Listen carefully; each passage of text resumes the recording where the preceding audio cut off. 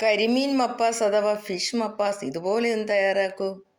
കരിമീൻ മപ്പാസ് അഥവാ ഫിഷ് മപ്പാസ് വെച്ചാലും അതിനായിട്ട് ഉപ്പിട്ട് കൊടുക്കാം. 1/2 സ്പൂൺ മുളക് പൊടി, 1/2 സ്പൂൺ മഞ്ഞൾപ്പൊടി, 4 ടീസ്പൂൺ കുരുമുളക് പൊടി കൂടി ചേർത്ത് നല്ലതുപോലെ ഒന്ന് പുരട്ടി വെക്കാം.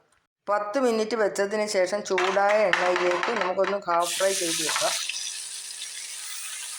ഇനി ഓരോന്നായി നമുക്ക് ഇതേപോലെ ഒന്ന് തിരിച്ചിട്ട് മാറ്റി വെക്കാം. മീഡിയം ഫ്ലെയിമിൽ കടുകിട്ട് താളിച്ചതിലേക്ക് ഒരു സവാള, ഇഞ്ചി, വെളുത്തുള്ളി, 4 പച്ചമുളക് കൂടെ ചേർത്ത് നല്ലപോലെ ഒന്ന് വഴറ്റിയെടുക്കാം. വഴറ്റിയതിലേക്ക് 2 സ്പൂൺ മല്ലിപ്പൊടി, 1 സ്പൂൺ മുളക് പൊടി, 1/2 സ്പൂൺ മഞ്ഞൾപ്പൊടിയും കൂടെ ചേർത്ത് സ്പൂൺ വിനീഗർ ഒഴിച്ചു കൊടുക്കാം. അരമുറി തേങ്ങയുടെ 2ാം പാല് കുറച്ചൊഴിച്ചു കൊടുക്കാം. ഒരു 5 നട്ട്സ് അരച്ചതുകൂടെ ഒഴിച്ചു കൊടുക്കാം. ഇനി 1ാം പാല് കൂടി ഒഴിച്ചു കൊടുക്കാം.